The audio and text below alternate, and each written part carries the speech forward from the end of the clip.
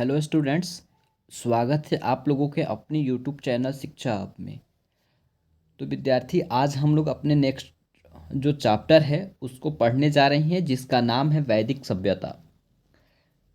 प्रिय विद्यार्थी, आपको मैं एक बातें बता दूं कि आपको हम हर एक सब्जेक्ट का सिलेबस आपको हम बता दिए हैं, और जो भी नए विद्यार्थी हैं और पहली बार विजिट किए हैं तो वह जाकर सिलेबस को देख सकते हैं। नहीं तो आप हमारे सिलेक्शन बैच में जुड़ेंगे और पर्सनली मैसेज करेंगे व्हाट्सएप पे, तो आपको वहाँ पे प्रोवाइड कर दिए जाएंगे जो भी आपका सिलेबस है। मैं सिलेबस के अकॉर्डिंग ही आपको तैयार कर रहा हूँ। तो जैसे कि आपको मालूम था, ज्योग्राफी में हम लोग हर एक टॉपिक, हर एक सब्जेक्ट को, चैप्टर को पढ़ लिए हैं, और अब हमारा हिस्ट्री जो है स्टार्ट हो चुका है। तो हिस्ट्री का फर्स्ट चैप्टर हम लोग पूरा कंप्लीट कर लिए हैं अच्छे से। और इसके साथ ही साथ आज हमारा दूसरा जो चैप्टर है यह अब शुरू हो रहा है। क्या है, आज हम लोग शुरू कर रहे हैं और इसे भी हम लोग अब ख़त्म ही करेंगे, और इसके बाद जो भी होगा आगे की ओर हम लोग बढ़ेंगे। ठीक है स्टूडेंट्स। और एक छोटी सी इन्फॉर्मेशन यह आपको देना है, हमको इन्फॉर्मेशन देना है आपको। तो प्लीज़ आपसे रिक्वेस्ट है कि इस लेक्चर को आराम से, आनंद मतलब कि बहुत ही अच्छे ढंग से देखें और इसका लाभ उठाएं। ठीक है।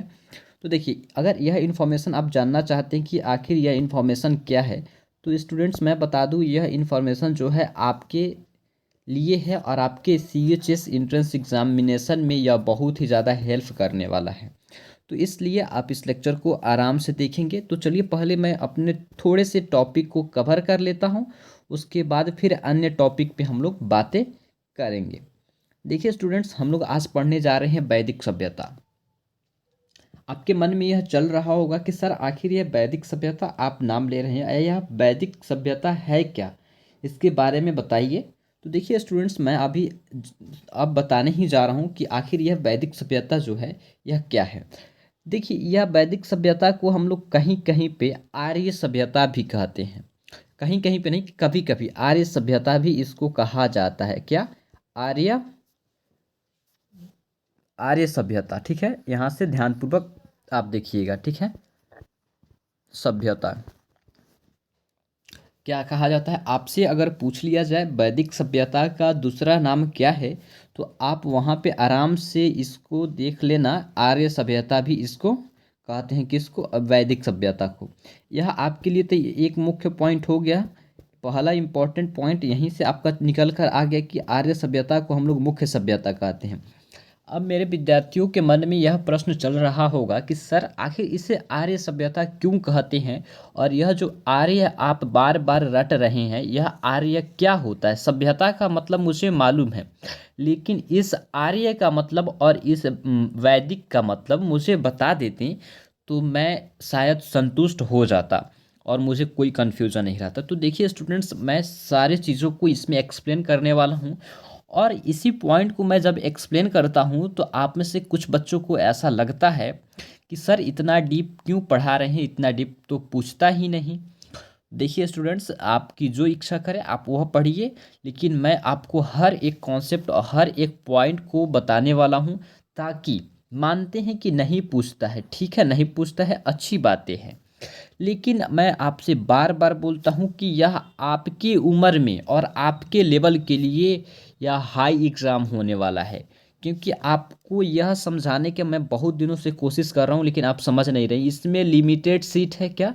इसमें सीटों की संख्या लिमिटेड है, लेकिन स्टूडेंट्स इसमें जितने ज़्यादा स्टूडेंट्स आप क्या होते हैं, भाग लेते हैं एग्ज़ाम में, एंट्रेंस एग्ज़ाम में, अपने सीटों से जो सीटों की संख्या होती है उससे कई गुना ज़्यादा इसमें स्टूडेंट्स अपीयर होते हैं।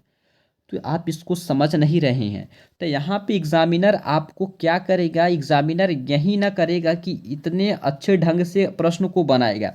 आपको एग्जामिनर बोल दिया है कि हम आपसे वैदिक सभ्यता के बारे में पूछेंगे, उसका तो कोई दोष ही नहीं है। अब वैदिक सभ्यता में आपसे कहाँ से प्रश्न पूछ लेगा, क्या आप मुझे बता सकते हैं या मैं आपको बता सकता हूँ? कभी नहीं बता सकते हैं। लेकिन इतना याद रखिएगा, अगर वैदिक सभ्यता से पूछेगा तो UPSC लेवल का थोड़ी ही ना आपसे पूछने वाला है, SSC के लेवल का थोड़ी पूछने वाला है। आपके ही लेवल का पूछेगा, लेकिन थोड़ा सा हाई करके पूछेगा। यह मेरे बात को समझिएगा। तो इसीलिए मैं हर एक टॉपिक को बताता हूँ और समझाता हूँ। तो देखिए, आप ध्यानपूर्वक पढ़िए और समझने का कोशिश कीजिए। शायद मुझे ऐसा उम्मीद है कि आप अभी बच्चे हैं और आप ज़्यादा कुछ समझ नहीं पा रहे होंगे, लेकिन समझने का पूरा कोशिश कीजिए। और जो भी मैं चीज़ें पढ़ाता हूँ वह कभी भी गलत नहीं हो सकता, और पढ़ा हुआ कभी व्यर्थ नहीं जाता है, वह लेवल हाई हो या लो हो। ठीक है। लो लेवल का पढ़ने का क्या, लो और हाई क्या होता है स्टूडेंट्स? कुछ नहीं होता है, पढ़ना तो सबको है। अगर आपको हम बता दें स्टूडेंट्स, अभी आप लोग लो और हाई लेवल कह रहे हो, अगर वहीं आप यूपीएससी का एग्ज़ाम देने जाओगे, तो जब इसी को एनसीईआरटी को अगर आप क्लास 6 से लेकर 12th तक के पढ़ोगे, तो आप अगर 6 क्लास के एनसीईआरटी पढ़ोगे तो आप कहोगे क्या उस टाइम कि नहीं, हम तो यूपीएससी का एग्ज़ाम दे रहे हैं और इस लो लेवल के बुक को क्यों पढ़ें? तो लो और हाई से कोई मतलब नहीं है। मतलब यहाँ पे यह आ रहा है कि आपके एग्ज़ाम में प्रश्न कहाँ से बनेगा, किस तरीके से बनेगा और किस कॉन्सेप्ट के साथ बनेगा। ठीक, मेरे बात को समझ रहे होंगे, मुझे ऐसा उम्मीद है, क्योंकि मेरे स्टूडेंट्स जो हैं इतना तो बुद्धिजीवी ज़रूर होंगे। चलिए, तो चलिए अपने टॉपिक को शुरू करते हैं और हमको बताते हैं कि आखिर यह वैदिक सभ्यता क्या है और इसको आर्य सभ्यता क्यों कहते हैं। ठीक है। तो देखिए स्टूडेंट्स, मैं आपको बताता हूँ। देखिए, आर्य जो थे सर्वप्रथम, जो क्या आर्य जो थे सर्वप्रथम, वह पंजाब एवं अफगानिस्तान में बसे। तो मेरे प्यारे विद्यार्थियों को अभी तक समझ में नहीं आया है कि आर्य क्या है। देखिए, अगर हम यहीं पे कहें कि हमारे जो विद्यार्थी हैं, हमारे जो स्टूडेंट हैं, क्या है, स्टूडेंट हैं, वह सर्वप्रथम सीए चेस में पढ़ने गए। कहाँ? सीए चेस में गए पढ़ने। तो देखिए, यह स्टूडेंट्स जो हम बोल रहे हैं, यह क्या है? यह आप एक प्रकार के, यह जो है एक प्रकार का जाति है। विद्यार्थियों का कोई जाति नहीं होता है। अगर आप सोच रहे होंगे कि मैं इस कास्ट का हूँ तो मैं अलग हूँ, नहीं। स्टूडेंट्स का सिर्फ एक ही जाति है कि वह छात्र हैं, इसके अलावा कुछ नहीं। तो इसी प्रकार है, जो आर्य जो हैं एक प्रकार का यह जाति है और कुछ नहीं है। ठीक है। तो यह जो आर्य थी सर्वप्रथम कहाँ पे गए? बसें पंजाब एवं अफगानिस्तान में बसें। यह पॉइंट को समझिएगा। लेकिन यहाँ पे यह तो सत्य है, लेकिन यहाँ पे मैक्स मुलर जो थे, उन्होंने इनके मूल निवास स्थान को, यानी देखिए स्टूडेंट्स, इसको समझने के लिए आप फिर समझिए। हम आपको कहें कि हमारे जो विद्यार्थी हैं एंट्रेंस एग्जाम क्रैक करके सीए चेस पहुँचे, ठीक है, हम तो कह दिए, लेकिन ऐसे ही और कोई व्यक्ति है, और कोई व्यक्ति है, पर्सन है, वह यह कह रहे हैं कि इस विद्यार्थी का घर जो था बिहार के गया जिला में था। ठीक है। इनका मूल निवास स्थान जो था वह बिहार में था। तो ऐसा ही एक और यहाँ पे पॉइंट आ रहा है कि मैक्स मुलर ने कहा कि आर्यों का जो मूल निवास स्थान जो है मध्य एशिया को माना जाता है। आप मेरे बात को समझ रहे होंगे, मुझे पूरा विश्वास है। क्या? मुझे पूरा विश्वास है कि मेरे इस बात को समझ रहे हैं। देखिए, आर्य जो थे सर्वप्रथम पंजाब एवं अफगानिस्तान में बसे, लेकिन उन, मतलब जो बसे आर्य पंजाब एवं अफगानिस्तान में, तो यह कहाँ के निवासी थे कोई मालूम नहीं किया, लेकिन उसी में से एक व्यक्ति थे उस टाइम पीरियड के समय, जिनका नाम था मैक्स मुलर। उन्होंने यह बताया कि यह जो आर्य पंजाब और अफगानिस्तान में बसे हैं, इनका मूल निवास जो स्थान है वह मध्य एशिया है। क्या है? मध्य एशिया है। और देखिए, आर्य जो जहाँ बसे और आर्य द्वारा जो निर्मित सभ्यता हुई, देखिए आप जहाँ पे बसेंगे या कोई भी वहाँ पे जो बसेगा, वहाँ पे एक सभ्यता तो जरूर ही बनेगा, निर्मित होगा। तो वैसे ही आर्य जहाँ पे बसे और जो जिस सभ्यता का निर्माण किया, उसी को हम लोग यहाँ पे क्या कहते हैं स्टूडेंट्स?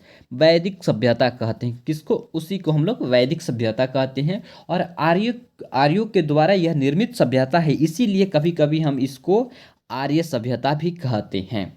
तो प्यारे स्टूडेंट्स, इस पॉइंट को, इस जो इम्पोर्टेंट टॉपिक था, इसको आप समझ गए होंगे।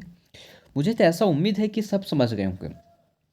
इसके साथ ही साथ एक पॉइंट नोट कर लीजिएगा आप लोग, आर्यों का जो मुख्य भाषा था वह संस्कृत था। क्या था? संस्कृत था। ठीक है। और एक बात, यह जो वैदिक सभ्यता है, क्या है? वैदिक सभ्यता है, यह एक ग्रामीण सभ्यता, क्या है? ग्रामीण ग्रामीण सभ्यता है। एक पॉइंट यहाँ पे ये भी बन रहा है कि स्टूडेंट्स आपको मालूम होना चाहिए, ज्ञात होना चाहिए, आप मुझे कमेंट भी करेंगे कि जो सिंधु सभ्यता है वह किस प्रकार की सभ्यता है, नगरीय सभ्यता है या ग्रामीण सभ्यता है। चलिए आगे बढ़ते हैं। देखिए, आगे बढ़ते हैं तो देखते हैं कि यह जो वैदिक काल है या वैदिक सभ्यता है या आर्य सभ्यता है, यह जो हमारे हैं, क्या यह जो हमारे हैं, यह जो दो भाग में बट गए हैं, क्या दो भाग में बट गए हैं। एक जो हो गया है हमारा रिंग वैदिक काल, और एक जो हमारा हो गया है उत्तर वैदिक काल। ठीक है स्टूडेंट्स, क्या रिंग वैदिक काल और एक हमारे उत्तर वैदिक काल, उनके कुछ प्रमाण हैं, और रिंग वैदिक काल की कुछ ऐसी कृतियाँ थी और उत्तर वैदिक काल की कुछ ऐसी थी। तो इस बातों को आप समझ रहे हैं। देखिए, यहाँ पे इसके टाइम पीरियड को लिखा गया है। मुख्य रूप से मैं आपको बता दूं, यहाँ से चलने से, चलिए इधर आते हैं और सर्वप्रथम हम यह जानते हैं, जैसे कि हमने जाना है कि सिंधु सभ्यता का जो उद्भव हुआ किस काल से किस काल तक हुआ, वैसे ही हम लोग यहाँ पे भी जानेंगे कि यह जो वैदिक सभ्यता है यह कब से कब मान्य था।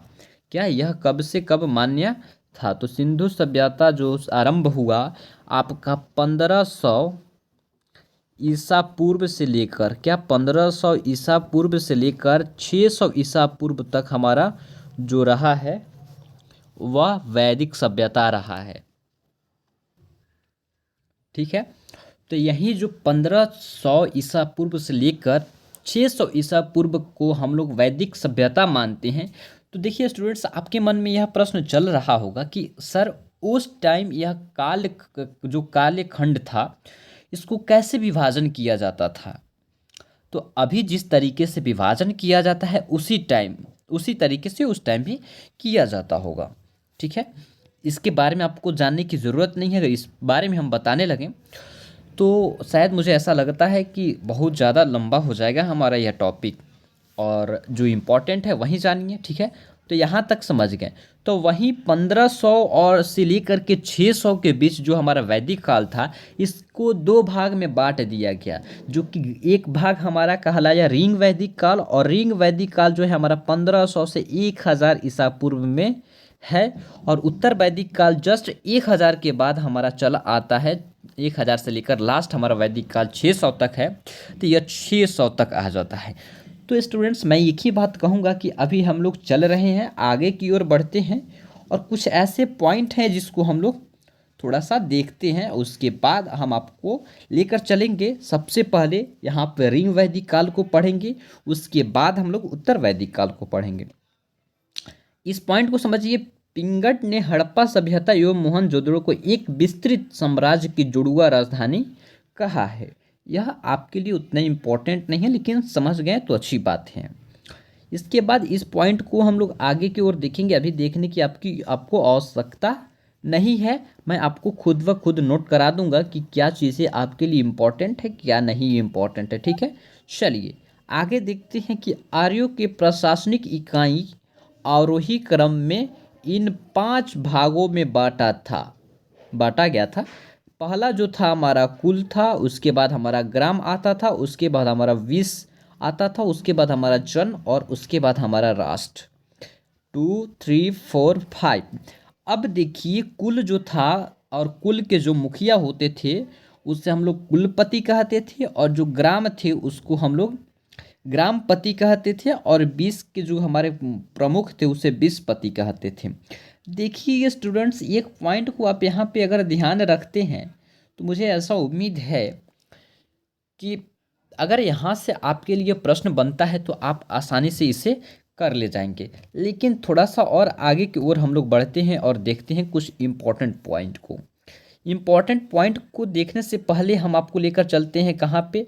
हम आपको लेकर चलते हैं रिंग वैदिक काल में। ठीक है। कहाँ पे? रिंग वैदिक काल को हम लोग देखते हैं, और उसके बाद हम लोग सारे पॉइंट को एक एक करके सभी चीज़ों को देखेंगे। तो चलिए, आज की क्लासेस हमारा जो है वैदिक काल है, लेकिन वैदिक काल में मुख्य रूप से हम लोग इसमें पढ़ने वाले हैं स्टूडेंट्स रिंग वैदिक काल को। ठीक है।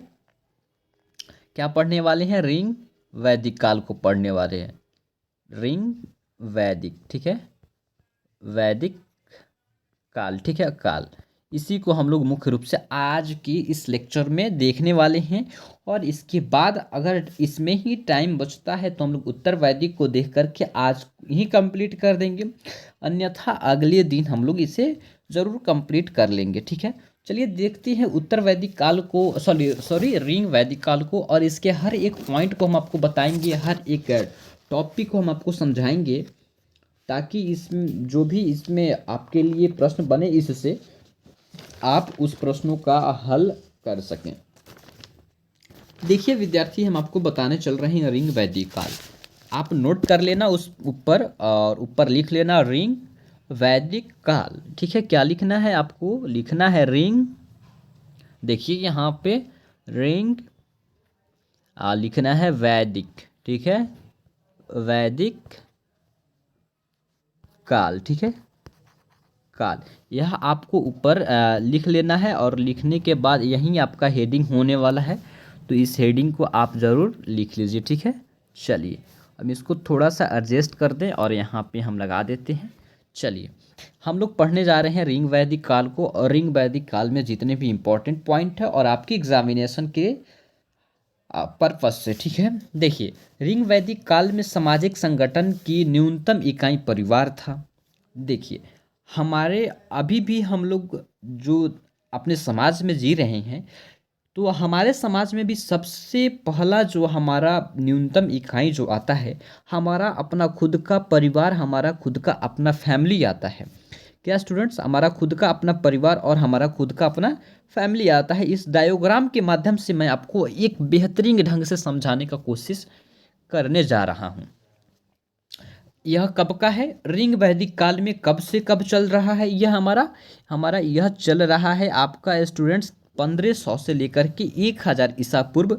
उस टाइम की बातें को मैं आपको यहाँ बताने जा रहा हूँ कि उस टाइम भी बहुत विकसित हमारा यह जो भारत है था, ठीक है। तो इस पहले सबसे पहला जो इकाई है हमारा सामाजिक संगठनों का, देखिए समाज का संगठन कैसे होता है आज आप समझ पाएंगे। तो समाज के संगठन करने के लिए सबसे जो न्यूनतम इकाई होती है वह हमारा परिवार होता था, और जो हमारे परिवार होते थे प्रीतिशात्मक होते थे। और इसका मतलब यही है कि पिता के अधिकार जो था असीमित था। असीमित समझ रहे हैं और सीमित समझ रहे हैं। असीमित था उनका अधिकार, वह परिवार के सदस्यों को कठोर से कठोर दंड दे सकते थे और देते भी थे उस टाइम में। लेकिन स्टूडेंट्स यहाँ पे कुछ परिवर्तन देखने को आपको मिलेगा अभी के काल में, कि अगर पिता किसी पुत्र को या अन्य अपने बच्चों को अगर दंड देने जाता है तो वह नहीं दे पाता है, क्योंकि अभी पिता की जो अधिकार है वह सीमित हो चुकी है, क्योंकि अब बच्चे उनके मतलब अधिकारों को नष्ट कर दिए हैं और उनके बातों को उल्लंघन कर जाते हैं। तो यह सारी जो चीज़ें आपको देखने को मिल रही है। देखिए यह आपके एग्ज़ाम के पर्पस से तो नहीं है, लेकिन आपके और आपके लिए बहुत ही ज़्यादा महत्वपूर्ण है जो मैं बातें अभी कहा हूँ। तो आप लोग ऐसा नहीं करेंगे। आगे आप चलेंगे तो देखेंगे ऋग्वेद में परिवार के लिए कुल का नहीं बल्कि गृह का प्रयोग किया जाता था। देखिए स्टूडेंट्स, हम लोग अभी कहते हैं ना कि हम इस स्कूल से बिलोंग करते हैं, तो उस समय कुल का नाम ना लेकर के बल्कि उस टाइम गृह कहा जाता था। क्या कहा जाता था? अपने फैमिली को गृह कहा जाता था, ठीक है स्टूडेंट्स। इस पॉइंट को इस डायोग्राम से समझने का कोशिश कीजिएगा और हर एक कॉन्सेप्ट को आप जरूर नोट कीजिएगा, ठीक है। गृह कहा जाता था। देखिए गृह का प्रयोग होता था। समाज काफ़ी हद तक कबीलाई और समाजवादी थी, वो यह आपके लिए इम्पोर्टेंट नहीं है। अगर इसके आगे आप चलेंगे तो आप देखने को आपको मिलेगा कि समाज में महिलाओं को समान पूर्ण स्थान प्राप्त था। स्त्रियां की शिक्षा की व्यवस्था थी। उस टाइम भी हमारे महिलाओं को समाज में बैठने उठने और उनके बातों को रखने की स्थान दिया गया था। और उस टाइम भी हमारी जो स्त्रियां थी, कन्याएं थीं, वह शिक्षा प्राप्त करती थी, पढ़ती थी, ठीक है। यह सारी चीज़ें वहाँ पे उस टाइम भी होती थी। कब?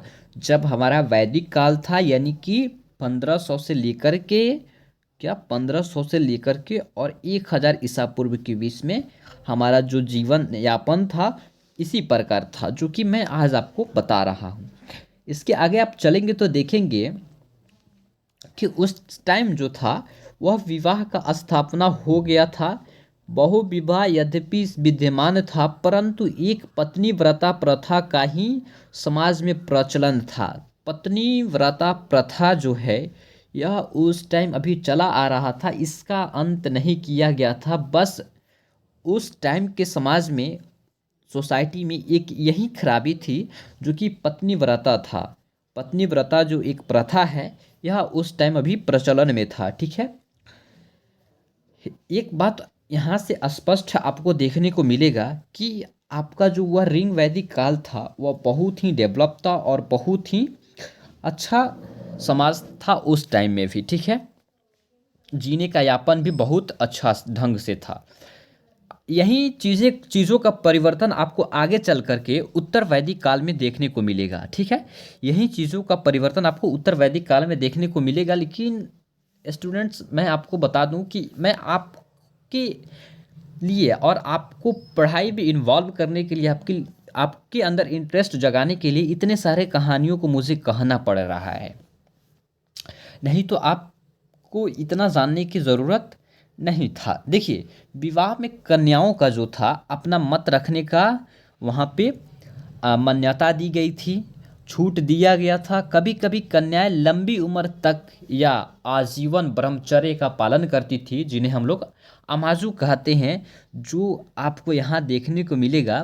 देखिए, जो महिलाएं जीवन भर अविवाहित रहने वाली महिलाओं को हम लोग क्या कहते हैं? अमाजू कहते हैं। तो इस पॉइंट को नोट कर लीजिए। इसके साथ अगर आप देख रहे हैं कि वहाँ पे विवाह के भी स्थापना हो गया था, तो उस विवाह में उस टाइम जो भी लड़कियां होती थी, अगर उसका शादी विवाह होता था तो वह अपने मन के बातों को वहाँ पे रख सकती थी, अपने पिताजी के पास, अपने माताजी के पास, या अन्य जो भी थे उसके परिवार में, उनसे अपने राय को स्पष्ट कर सकती थी, अपने बातों को कर सकती थी। नहीं यार, उस टाइम ऐसा होता था जो मैं आपको अभी बता रहा हूँ। ठीक है, यह बातें आप समझ रहे होंगे। देखिए, इसमें एक यह भी था कि जो स्त्रियां थी वह पुनः विवाह कर सकती थी। ऐसा होता है स्टूडेंट्स कि स्त्रियां का विवाह होता था और उसका उम्र ज़्यादा अभी बीतता भी नहीं था, लेकिन कभी कभी अभी भी ऐसा होता है कि उसके पति मर जाते थे। तो उस टाइम यह भी उसमें कहा गया है कि उस टाइम की भी औरतें पुनः विवाह करती थी और कर सकती थी। यह भी छूट स्त्रियों को दी गई थी। ठीक है, यह सारी चीज़ें आपके लिए इम्पोर्टेंट है। देखिए, उस टाइम में बलि यज्ञों में पशुओं का बलि दिया, बलि का उल्लेख है। उस टाइम यज्ञ होता था पशु का, तो बलि दिया जाता था उसमें। ठीक है, और सामाजिक स्थिति, विधवा विवाह, अंतर्जातीय विवाह, यह आपके लिए इम्पोर्टेंट है। लिखो यहाँ पे, उस समय सोसाइटी था, जो सामाजिक स्थिति था, सामाजिक स्थिति जो है उस टाइम, तो उस टाइम आपका विधवा विवाह, इसके साथ ही साथ स्टूडेंट अंतर जातीय विवाह, ठीक है, जातीय विवाह, इसके साथ ही साथ स्टूडेंट्स मैं आपको और बता दूं, नोट कर लो, अंतर जातीय विवाह के साथ ही साथ आपको वहाँ पे देखने को मिलेगा पुनर्विवाह का प्रचलन था। क्या? पुनर्विवाह का प्रचलन था। क्या? पुनर्विवाह। आप नोट कर लो, मैं नहीं लिख पाया हूँ। देखिए, उस टाइम का जो समाज था, उस टाइम का जो सोसाइटी था, वहाँ पे यह चीज़ भी विद्यमान था कि अगर कोई विधवा है तो वह पुनः विवाह कर सकता है या कर सकती है। यह स्त्रियों को छूट दिया गया था। इसके साथ ही साथ यह भी छूट दिया गया था कि अगर आप किसी और जाति की हैं, तो आप अन्य जात के लोगों से, अन्य जाति के लोगों से आप विवाह कर सकते हैं, शादी कर सकते हैं। यहाँ पे खुला छूट दिया गया था, बट अभी ऐसा नहीं होता है। तो हम यही सारे चेंजेस आपको बताने वाले हैं। देखिए स्टूडेंट्स, हिस्ट्री आपको जीना सिखा देगा अगर आपको इंटरेस्टेड, मतलब बहुत ही आनंद लेकर पढ़ेंगे तो। पहले की क्या घटनाएं हुई थी, अभी क्या चल रही है और मुझे क्या करना है, ये सारी चीज़ें आपको इतिहास से मालूम चलेगा। मुझे ऐसा मानना है और मैं ऐसा मानता हूँ। ठीक है विद्यार्थी, इसके साथ ही साथ जो है पुनः विवाह करने की भी यहाँ पे छूट दिया गया है सभी को।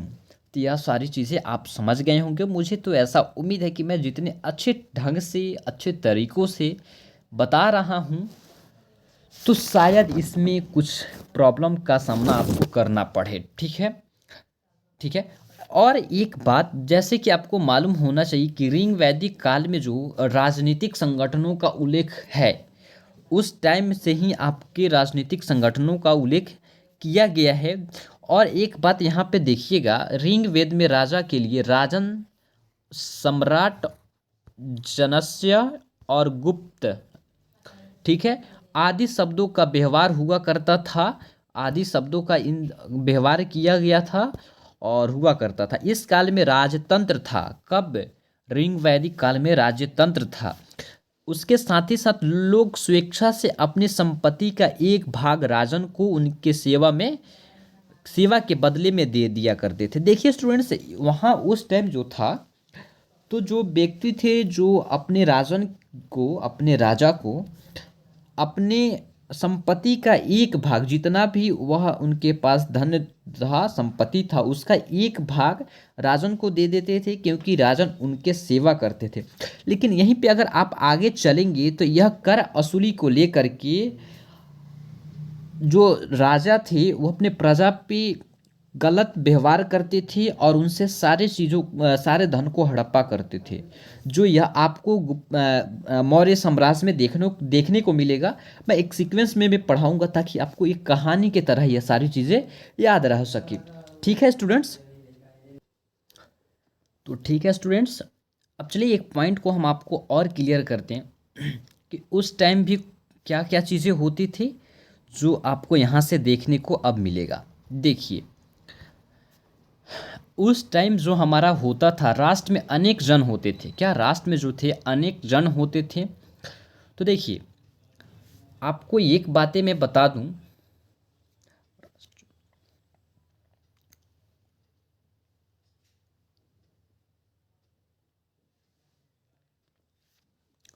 जैसे कि यहाँ पे मैं आपको बताया हूँ, आपको भी मालूम है कि उस टाइम क्या क्या चीज़ें होती थी। यहाँ पे आपको देखने को मिल गया है। यहाँ पे कुल होता था, ग्राम होता था, विश्व होता था, जन होता था, राष्ट्र होता था। यह सारी चीज़ें होती थी। तो कुल के प्रमुख व्यक्ति को क्या कहते हैं हम आपको बता दिए हैं। विश्व मतलब होता था जिला, जो अभी हम लोग जिला कहते हैं। कि प्रधान को विश्वपति कहा जाता है। क्या? विश्वपति कहा जाता है। और 20 ग्रामों में विलय रहते थे।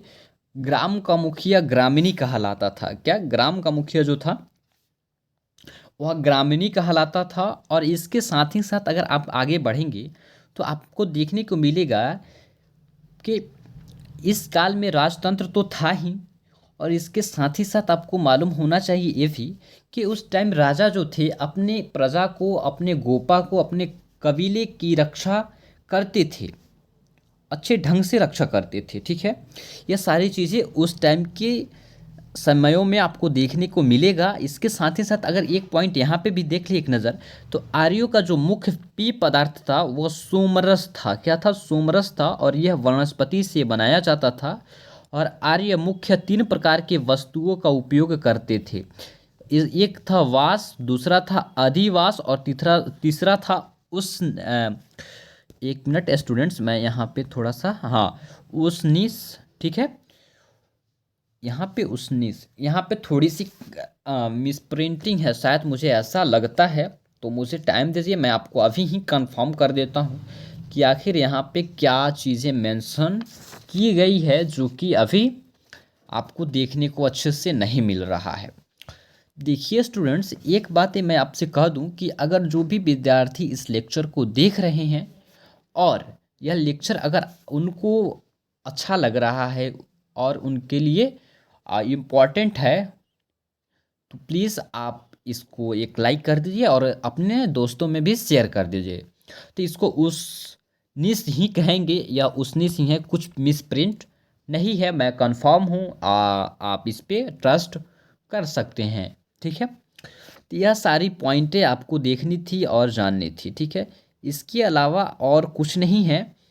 तो मुझे ऐसा लगता है कि रिंग वैदिक काल में इससे ज़्यादा आपसे कुछ नहीं पूछा जाएगा, और अगर आप इससे अधिक कुछ जानना चाहते हैं तो और हम लोग अपने एमसीक्यू के माध्यम से उसे कर लेंगे। रहा एक छोटा सा इन्फॉर्मेशन देने का, तो मैं आपको बता दूं कि वह इन्फॉर्मेशन यही है कि स्टूडेंट्स, आपका जो मैथ्स का क्लास था, यानी कि मैथमेटिक्स का जो क्लास था मैथ का, वह अभी बंद कर दिया गया था, लेकिन आज से वह स्टार्ट किया जा रहा है। और इवनिंग में आपको वह 4 बजे देखने को मिलेगा। क्या है, इवनिंग में वह 4 बजे आपको देखने को मिलेगा। तो जो भी विद्यार्थी हैं वह आकर वहाँ पे अपने सब्जेक्ट को कवर कर सकते हैं जो मैथमेटिक्स पढ़ना चाहते हैं। तो चलिए स्टूडेंट्स, आज के लेक्चर को हम लोग यहीं पे कंप्लीट करते हैं, और फिर हम मिलेंगे अपने नेक्स्ट लेक्चर में, क्योंकि आप ही लोग का कहना है कि सर छोटे छोटे लेक्चर को बनाइए।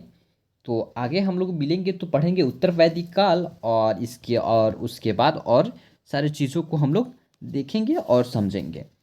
तो आज के लेक्चर को हम लोग यहीं पे कंप्लीट करते हैं। तो आज इतना सारी चीज़ों को जाने और सभी का नोट्स भी बनाए होंगे, तो मैं यही उम्मीद करता हूँ कि आप प्रॉपर नोट्स बना रहे होंगे। तो चलिए स्टूडेंट्स, फिर मिलेंगे नया चैप्टर के साथ, नया टॉपिक के साथ। तो कुछ ऐसा ही आप लोग मन लगाकर पढ़ते रहिए और आनंद रहिए। तब तक के लिए जय हिंद, बाय बाय।